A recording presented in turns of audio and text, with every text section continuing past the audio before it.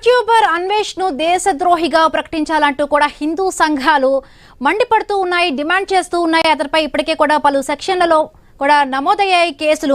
ఒక content creator ని గొప్పవాడిని చేసింది ప్రేక్షకుడే, అదే కంటెంట్ క్రియేటర్ ని అధపాతాళానికి తోసింది కూడా ప్రేక్షకుడే. సో శృతి మించి మాట్లాడితే కూడా ఏ విధంగా కూడా జరుగుతుందో కూడా ఈ యూట్యూబర్ అన్వేషణ చూస్తే మనకు అర్థమవుతుంది. ఒక కొన్ని మిలియన్లో సబ్స్క్రైబర్లు ఉన్న ఆయనకి రోజు రోజుకి మనం చూస్తున్నాం, అందరూ కూడా అన్ఫాలో చేయడం, ఇతని మాటలు విని అందరూ చేత్కరించుకుంటున్న పరిస్థితి. రైట్, మనతో మాట్లాడేందుకు సామాజికవేత్త రత్నారెడ్డి గారు ఉన్నారు. నమస్తే అండి రత్నారెడ్డి గారు. Thank you. నమస్తే అండి, నా పేరు only Ratna, B N Ratna. Thank you. అయితే ఫస్ట్ నేనేం చెప్పదలుచుకున్నానంటే, అత్యంత జుగుప్సాకరమైన, అసభ్యకరమైన, దిగజారుడుగా మాట్లాడినటువంటి అన్వేష్ యొక్క వ్యాఖ్యలని నేను తీవ్రంగా ఖండిస్తున్నాను. అది దేశం మీద కావచ్చు, లేదంటే సంస్కృతి మీద కావచ్చు, లేదంటే జనాలు పూజించుకుంటున్న దేవుళ్ళ మీద కావచ్చు, అతను ప్రయోగించిన భాష చాలా చాలా జుగుప్సాకరంగా ఉంది. ఇట్లాంటి వ్యాఖ్యలు చేస్తున్న వాళ్ళందరి మీద చర్యలు తప్పనిసరిగా ఉండాలి. అయితే ఇవాళ ప్రజల్లో కూడా బాగా వ్యతిరేకత వచ్చింది. అతన్ని అన్ఫాలో చేస్తూ తమ నిరసనని తెలియజేస్తున్నారు. ప్రజల్లో ఉన్న చైతన్యానికి నేను మొదట జయజయలు పలుకుతున్నా. ఆ చైతన్యం మనకి ఎప్పటికీ ఉండాలని కూడా కోరుకుంటున్నా. అంటే నా నుంచి కొన్ని ప్రశ్నలు ఉన్నాయండి. ఒక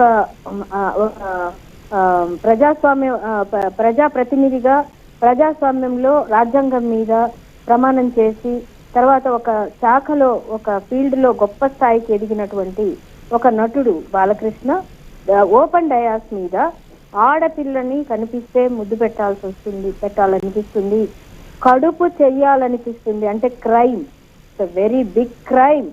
కడుపు చెయ్యాలని కూడా అనిపిస్తుంది అని నిస్సిగ్గుగా, జుగుప్సాకరంగా, అసభ్యకరంగా మాట్లాడినప్పుడు, దిగజారి మాట్లాడినప్పుడు మనమంతా ఇంత బాగా స్పందించి ఉంటే ఈ రోజు అన్వేష్ లాంటి వ్యక్తులు ఇంత ధైర్యంగా ఇన్ని అవాకులు చవాకులు తేలేవాళ్ళు కాదు అనేది నా ఉద్దేశం. అంటే మిగతా వాళ్ళు కూడా చాలా మంది మాట్లాడారు, కానీ వాళ్ళంతా ప్రజాప్రతినిధులు కాదు. వాళ్ళంతా అనేక రకాల తక్కువ మనుషులు, తక్కువ వ్యక్తిత్వం గల వాళ్ళు కావచ్చు. రాజ్యాంగం మీద ప్రమాణం చేసి ప్రజలకి నేను ఒక రిప్రజెంటేటివ్ గా ఉంటాను, రాజ్యాంగాన్ని నేను పరిపాలిస్తాను అని ప్రమాణం చేసినోడి మీద చర్యలు గట్టిగా ఉండాలి. ఇది తప్పు, ఇది కరెక్ట్ కాదని. అప్పుడన్నీ ఎందుకు ఆయన డైలాగ్ లోనే మాట్లాడాలి?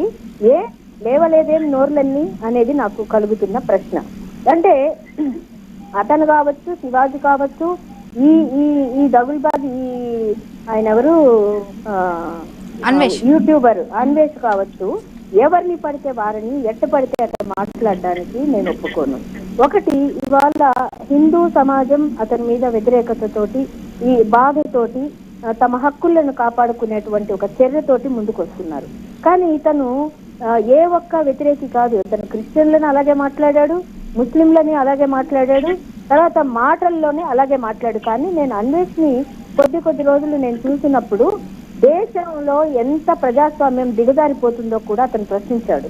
అదే థాయిలాండ్కి వెళ్తే ఆడవాళ్ళు ఎంత సెక్యూర్ గా బయటకు వస్తున్నారు, భారతదేశానికి ఏ విదేశీయులు వచ్చినా ఎంత దరిద్రంగా రేప్ చేయబడి వెళ్తున్నారు అనేది కూడా మన ముఖాన ఉమ్మినట్టుగా మాట్లాడాడు.